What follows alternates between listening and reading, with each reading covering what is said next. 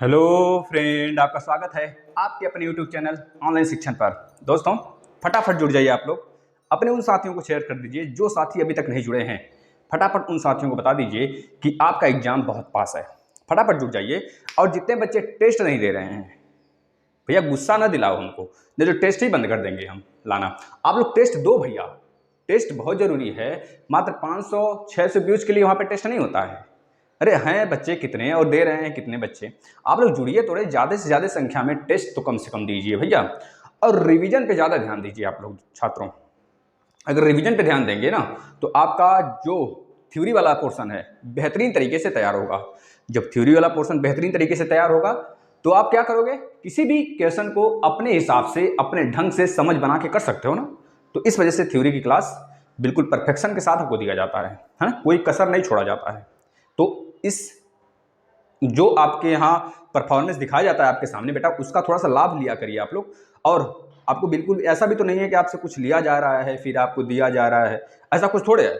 आपको बिल्कुल free classes दिए जा रहे हैं, तो आप उसको अपने एक फायदे के नज़र से देखिए ना। चलिए, तो आज का एक टॉपिक हमारा छूट गया था परिवहन में। हमने परिवहन में बहुत सारे टॉपिक, जो सड़क परिवहन कर लिया था, रेल परिवहन कर लिया था, और हमने जलमार्ग परिवहन, जितने भी आपके पोर्ट थे सारे हम लोग कर लिए थे।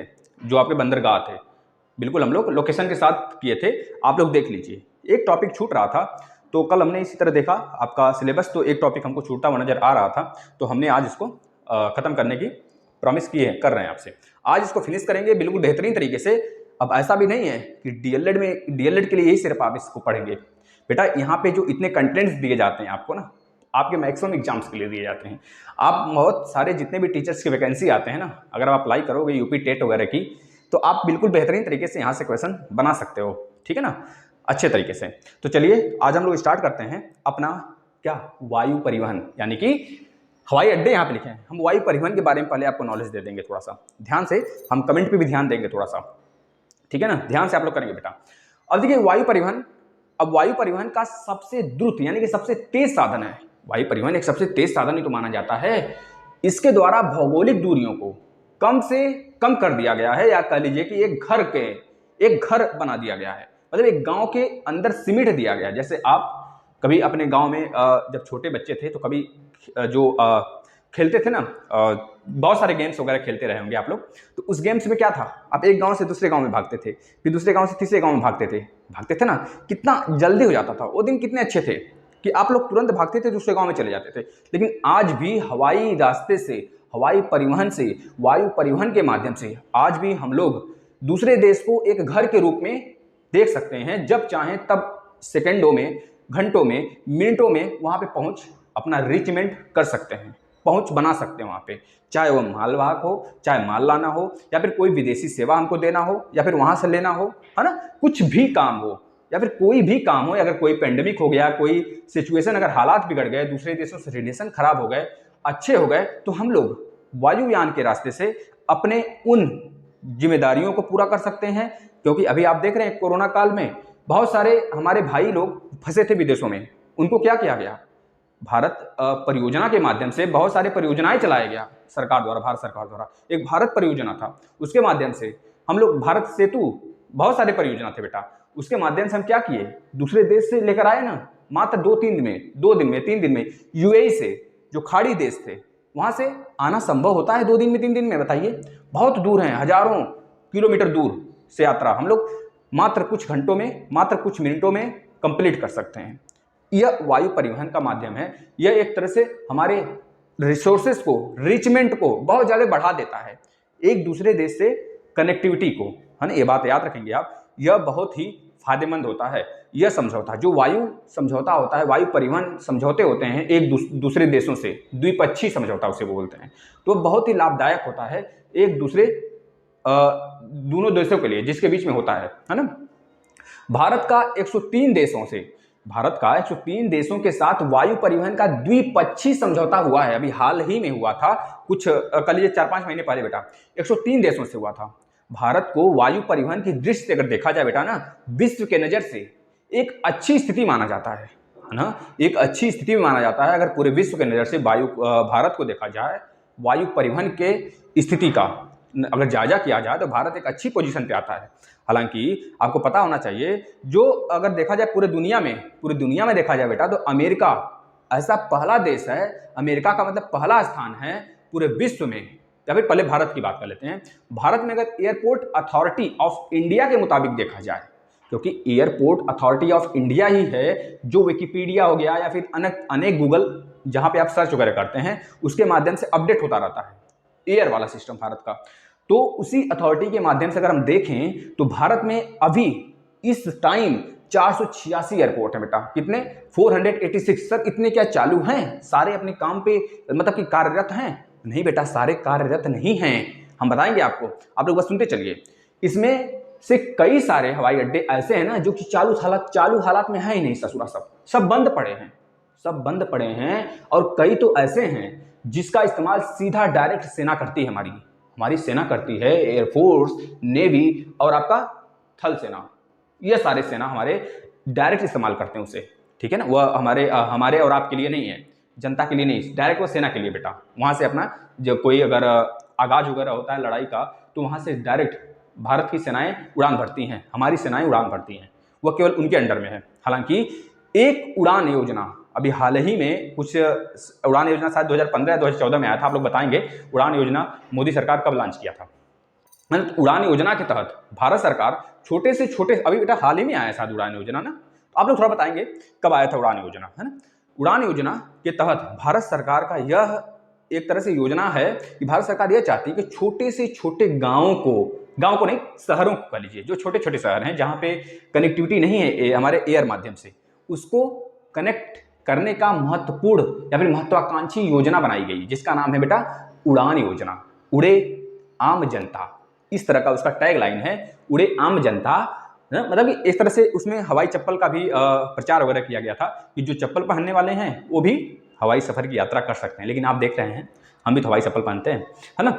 अब देखिए बेटा, पूरे दुनिया में अगर देखा जाए, पूरी दुनिया की नज़र से अगर देखा जाए, तो अमेरिका पहला स्थान रखता है एयरपोर्ट के माध्यम से, हवाई अड्डों की नज़र से। अगर देखा जाए पूरे दुनिया में, तो अमेरिका के पास यानी कि उत्तरी अमेरिका में USA, United state of America जो है, जहां के अभी जॉय बाइडेन बने हैं बेटा, कमला हैरिस बनी है उपराष्ट्रपति और जॉय बाइडेन बने हैं राष्ट्रपति। उस देश के अभी हाल ही में अपडेट हुआ है 13,513 हवाई अड्डे हैं। आप इसको लिख लेंगे, नोट कर लेंगे।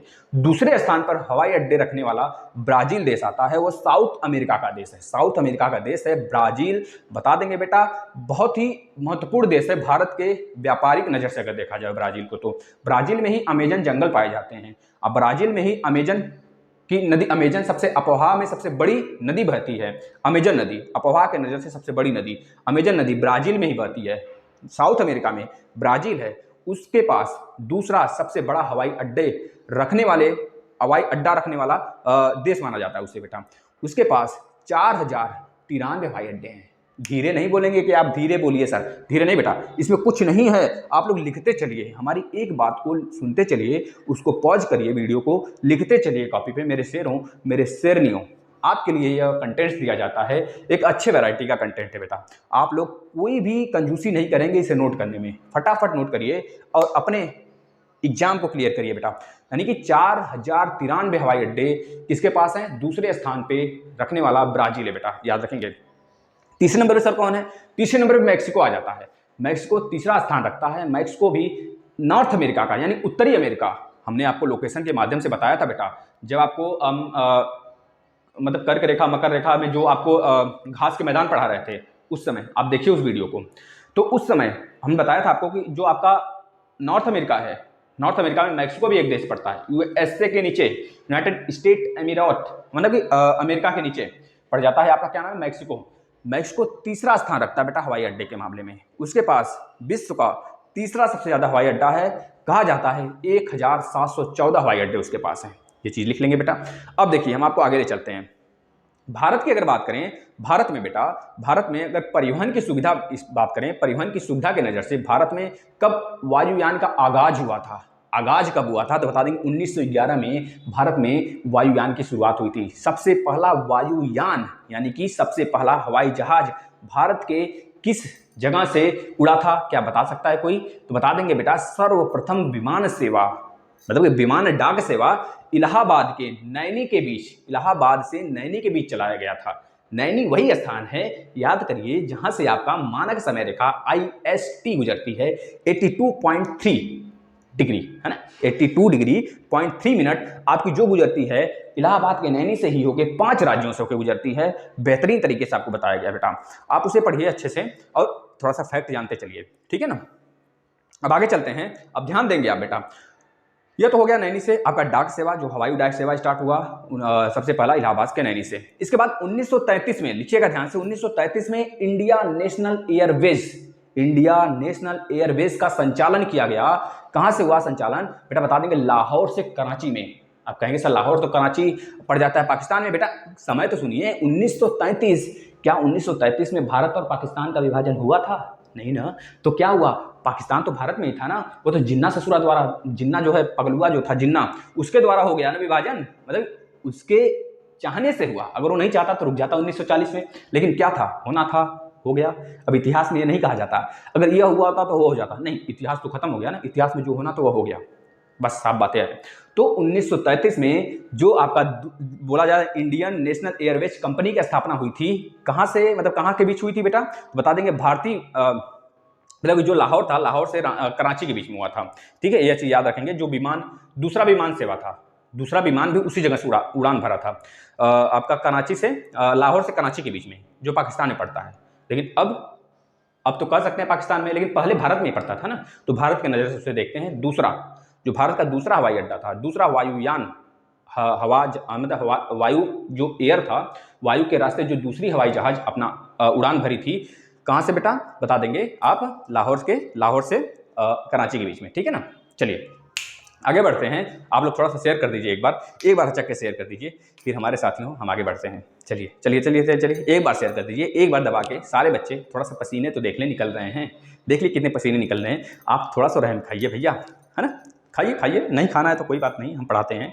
चलिए, अगर बात करें देश के भीतर भागों में, देश के भीतरी भागों में बेटा विमान सेवाओं का संचालन के लिए स्थापित भारतीय विमान निगम के अंतर्गत कुल कितनी कंपनियां हैं? तो बोलेंगे 8 कंपनियां हैं। ये 8 कंपनियां क्या करती हैं सर? ये 8 की 8 कंपनियां यह करती हैं, भारत में जितने भी वायुयान के रास्ते हैं उसका संचालन करवाती हैं, उसका देखरेख करती हैं, उसका मरम्मत करती हैं, उसमें जितने निगम्स हैं, जितने पॉलिसीज हैं, सबको बियर करती हैं, है ना, मतलब कि बहुत सारे पॉलिसीज को ये बियर करती हैं, देख रेख करती हैं। उड़ान के संचालन का जो खतरे की, जो बहुत सारे खतरे घंटी होते हैं, सबको मतलब कि एक तरह से अलग सेफ्टी के नजर से अपनी एक तरह से एक अलग संरचना बनाती हैं 8 कंपनियां मिलकर बेटा, ये चीज याद रखेंगे आप। अब आगे चलते हैं, देश के दूसरे वैमानिक, अगर बात करें देश का दूसरा वैमानिक कंपनी कौन सा था, तो बोलेंगे एयर इंडिया, यानी कि एयर इंडिया जो चल रहा था अभी हाल ही में, जो चल रहा है इस समय, एयर इंडिया बेटा, इंटरनेशनल माना जाता है इसे आपके वैमानिक कंपनी के नज़र से।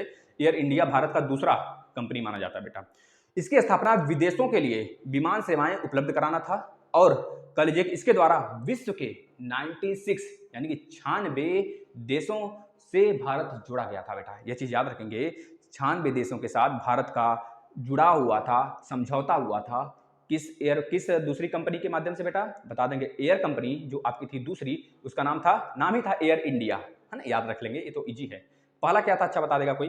पहला जो अभी हम बताएं बेटा, कोई भूलेगा नहीं, कोई भी बंदा भूला तो भैया खैर नहीं होगा।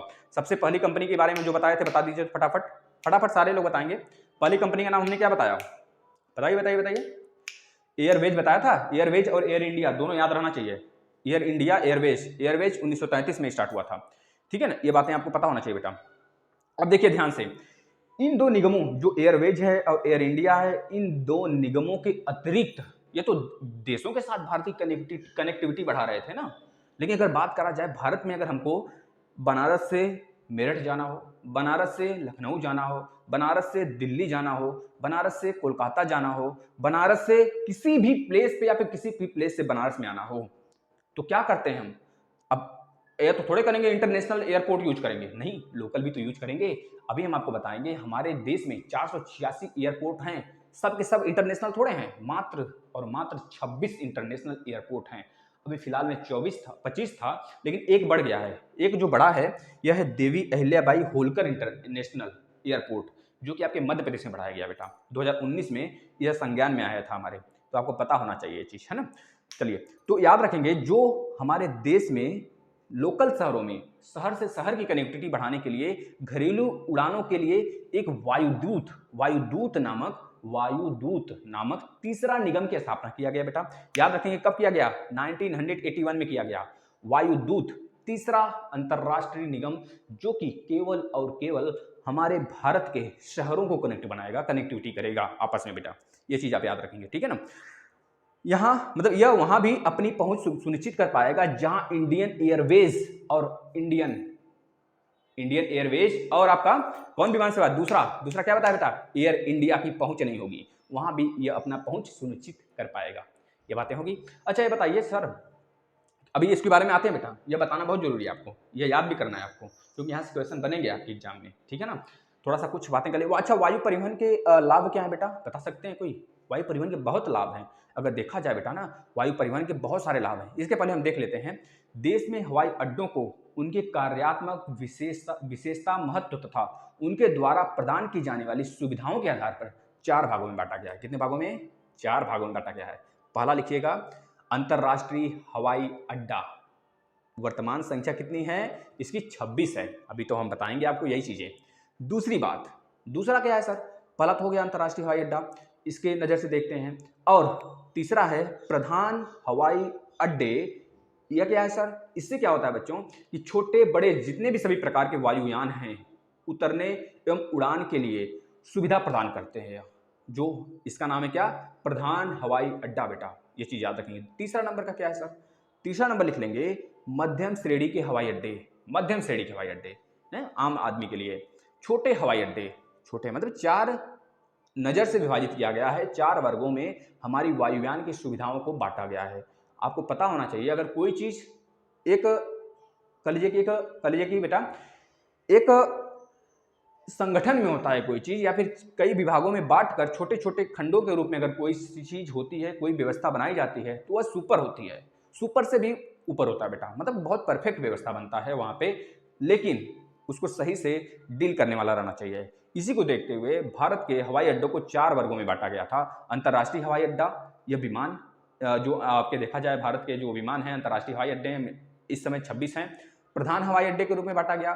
तीसरा मध्यम श्रेणी हवाई अड्डे के रूप में बांटा गया। चौथा छोटे हवाई अड्डों के रूप में बांटा गया। यह हो गया बेटा। इतनी सारी बातें रहीं, अब हम बात कर लेते हैं, थोड़ा सा बात कर लेते हैं जिसमें कि वायु परिवहन के लाभ क्या हैं। वायु परिवहन के जो लाभ हैं आप ध्यान से सुनेंगे, ये आपको भी पता है, सबको पता है ये चीज क्या होता है, वायु परिवहन से क्या लाभ होते हैं। आपके आसपास दिखाई को मिलता है। अभी चमोली में अभी देखे होंगे, जो आपके चमोली उत्तराखंड में घटना घटा है ना, वहां पे क्या ट्रेन पहुंचेगा, वहां पे सड़क रोड पहुंचेगा, वहां पे बताइए हवाई जहाज ही तो पहुंचेंगे बेटा। वायुयान जो हमारा वायु परिवहन है वही तो पहुंच सकता है वहां पे, हेलीकॉप्टर से हो, जहाज से हो, लड़ाकू विमान से हो, तो वही तो पहुंचेंगे। अभी दूसरे देश से युद्ध छिड़ गया तो क्या ट्रेन से जाएंगे सैनिक भर के बेटा, ट्रेन से जाएंगे नहीं ना। जो एयर स्ट्राइक्स आप सुनते हैं, एयर स्ट्राइक क्यों सुनते हैं, मतलब एयर के माध्यम से कराए जाते हैं। कभी ट्रेन स्ट्राइक सुने हैं क्या, कभी रोड स्ट्राइक सुने हैं क्या, नहीं ना, एयर स्ट्राइक सुने हैं। एयर स्ट्राइक मतलब क्या, जो हमारे वायुयान है इसका एक फायदा तो है ना, हम किसी भी दुश्मन के घर में जाएं और खटाक से एयर स्ट्राइक कर दें, पता भी न चले उनका खेमा भी साफ हो जाए।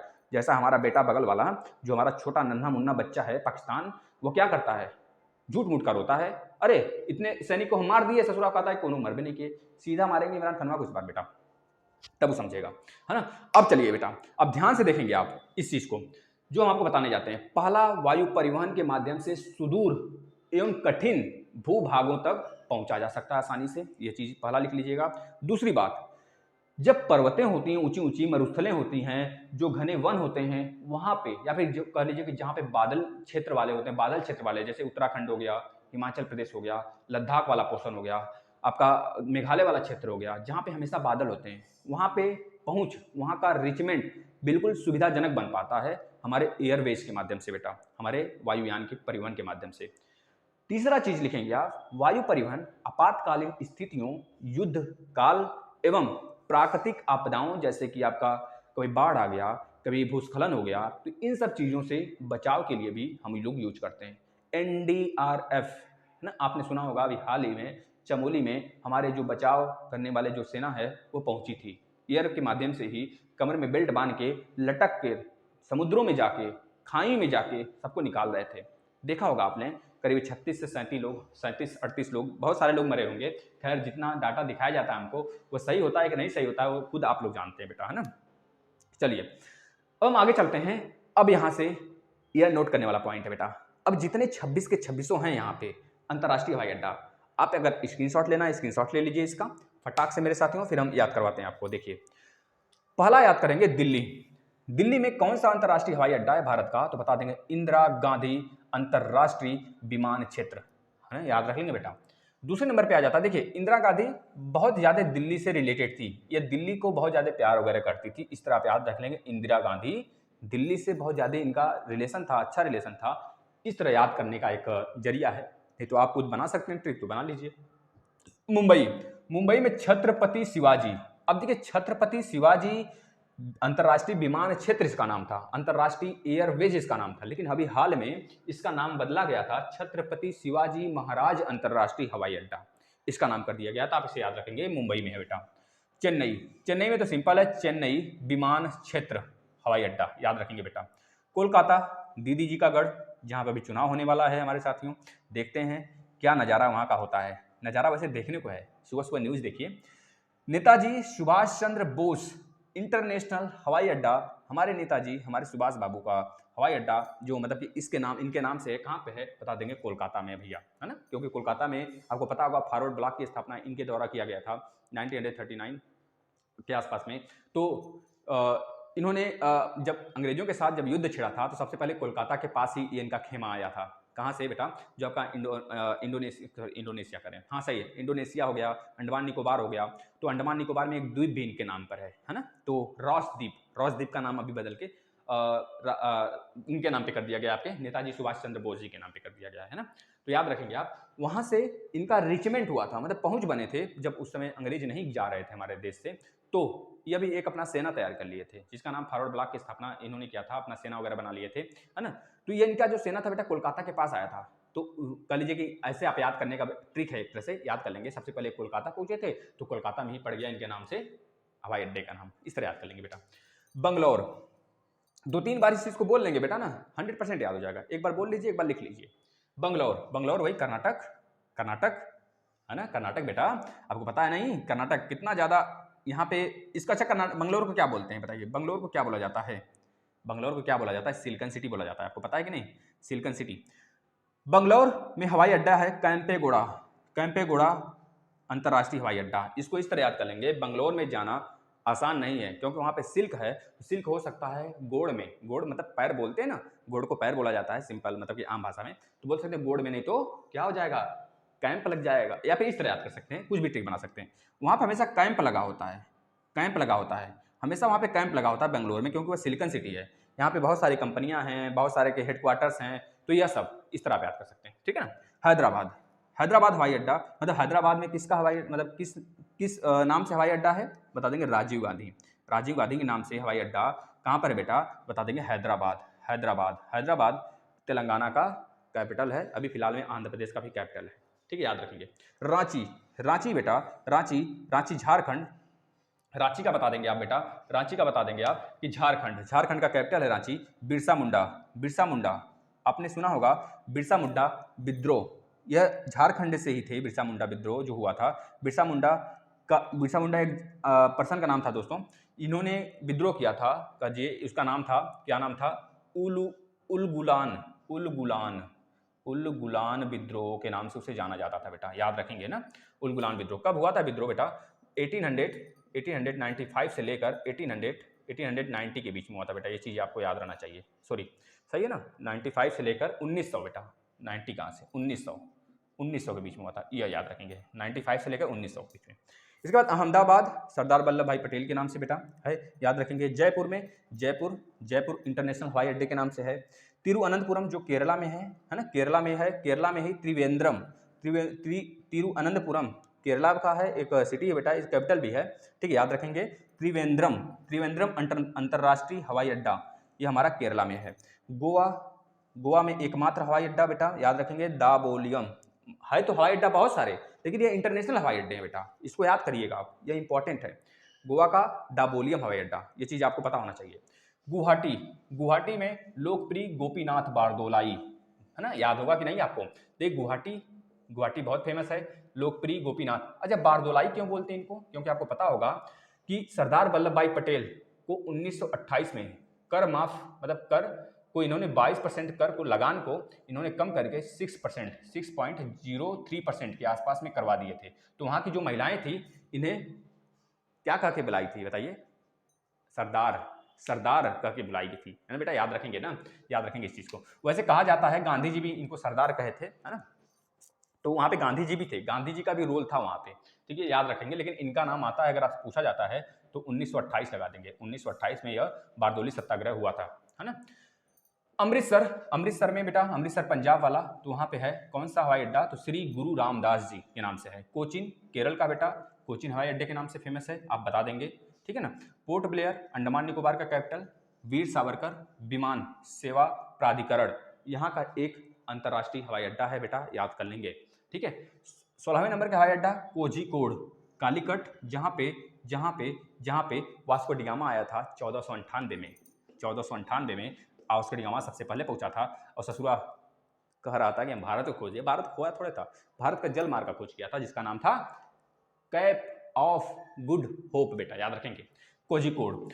इसके बाद भुवनेश्वर, भुवनेश्वर उड़ीसा का कैपिटल है बेटा। बीजू पटनायक, बीजू पटनायक बेटा हवाई अड्डे के नाम से बीजू पटनायक हवाई अड्डा, इंटरनेशनल हवाई अड्डा भुवनेश्वर में है, उड़ीसा में है। उड़ीसा में चिल्का लेक है जो कि भारत का लाइगून लेक, खारे पानी का लेक है बेटा। सिमलीपाल हवाई सिमलीपाल वहाँ पे राष्ट्रीय उद्यान है, भितरकनिका राष्ट्रीय उद्यान है, वहाँ पे ही कछुआ ओरली विले टर्टल पाया जाता है, आपको पता होगा। नवीन पटनायक इस समय वहाँ के सीएम हैं, PETA पेटा नामक अवार्ड उनको दिया गया है अभी हाल में। नागपुर, नागपुर याद रखेंगे, नागपुर बेटा, नागपुर में एक अंतर्राष्ट्रीय हवाई अड्डा जिसका नाम है बाबा साहब भीमराव अंबेडकर, ठीक है। लखनऊ, लखनऊ में है चौधरी चरण सिंह के नाम से, याद रखेंगे। वाराणसी में लाल बहादुर शास्त्री के नाम से, याद रखेंगे। मंगलौर, मंगलौर में है मंगलौर के नाम से, ये तो सिंपल है, याद हो जाएगा। कोयम्बटूर, कोयम्बटूर में कोयम्बटूर के नाम से है, कोयम्बटूर अंतर्राष्ट्रीय हवाई अड्डा। इसमें कुछ या नहीं कहेंगे आप लोग, सर धीरे बोलिए, सर तेज बोलिए, ये कुछ नहीं, लिखा हुआ है आपके सामने, आप छाप लीजिए भैया। तिरुचिरापल्ली, तिरुचिरापल्ली के नाम से ही यह पड़ जाता है आपके तमिलनाडु में बेटा, तिरुचिरापल्ली के नाम से, तिरुचिरापल्ली में ही तिरुचिरापल्ली अंतर्राष्ट्रीय हवाई अड्डा है। इम्फाल, अच्छा इम्फाल किसका कैपिटल है, कौन बता देगा, मणिपुर का है कि मिजोरम का है कि त्रिपुरा का है, किसका है इम्फाल कैपिटल, जो बताएगा बंदा हम देखते हैं उसे। इम्फाल, इम्फाल इंटरनेशनल हवाई अड्डा बेटा, बता देंगे, पता नहीं आपको, मतलब याद होगा कि नहीं, याद होगा, वैसे सारे बच्चे याद किए होंगे। इम्फाल कहाँ पे है, मतलब किसका कैपिटल है। श्रीनगर, श्रीनगर हवाई अड्डा जम्मू कश्मीर में, आपको पता होगा एकमात्र इंटरनेशनल हवाई अड्डा श्रीनगर में श्रीनगर हवाई अड्डा के नाम से है बेटा, याद रखेंगे। अभी हाल ही में जम्मू कश्मीर एक यूटी बनाया बेटा, जम्मू कश्मीर और लद्दाख को 2 यूटी बना दिया गया है भारत का। तो 28 राज्य और 8 केंद्र शासित प्रदेश हो चुके हैं भारत में। अभी यहाँ के जो सीएम हैं मनोज सिन्हा जी हैं, जो पहले हमारे रेल मंत्री हुआ करते थे, राज्य रेल मंत्री हुआ करते थे। और यहाँ के जो पहले उपराज्यपाल थे उनका नाम था बेटा, सीएम नहीं बेटा, गवर्नर, सीएम बोल दिए क्या हम, सीएम नहीं, यहाँ केंद्र शासित प्रदेश है ना, तो उप गवर्नर थे यहाँ पे, उप गवर्नर जो कि डायरेक्ट केंद्र का शासन होता है, वो एक तरह से यहाँ का मतलब कि रखवाला होते हैं, यह चीज़ याद करिएगा। तो श्रीनगर, श्रीनगर में आपके जो इस समय अगर देखा जाए उप गवर्नर कौन है, तो मनोज सिन्हा जी हैं। और पहले कौन थे तो बता देंगे, मुर्मू, क्या नाम था उनका बेटा, गिरीश चंद्र मुर्मू थे। अब आपके वो CAG हैं, CAG हैं, याद रखेंगे। देवी, लास्ट 26वां नंबर आप जरूर याद कर लेंगे, यह मध्य प्रदेश में है, देवी अहिल्याबाई होलकर इंटरनेशनल अंतर्राष्ट्रीय हवाई अड्डा बेटा, इंटरनेशनल एयरपोर्ट, जो कि 2019 में मध्य प्रदेश में है, यह बातें। अच्छा कोई बताएगा यूपी में कितने हैं हवाई अड्डे, बेटा यूपी में अगर देखा जाए ना तो 18 हवाई अड्डे हैं। अभी हाल ही में कुशीनगर अंतर्राष्ट्रीय हवाई अड्डा प्रस्तावित है, कुशीनगर में, याद करेंगे बेटा। अच्छा सारे हवाई अड्डे का नाम बता दें यूपी के, चलिए तो बता देते हैं आपको। यूपी के ध्यान से आप देखेंगे बेटा, ध्यान से आप देखेंगे, सुनते चलेंगे, हो सकता है हम लिखे ना, बस थोड़ा सा हिंट करते चलें आपको, तो आप लिखते चलेंगे। 18 हवाई अड्डे हैं, हम यूपी के हैं तो यूपी में हो सकता है जीके में पूछ सके आपसे, तो आप लिख सकते हैं बेटा।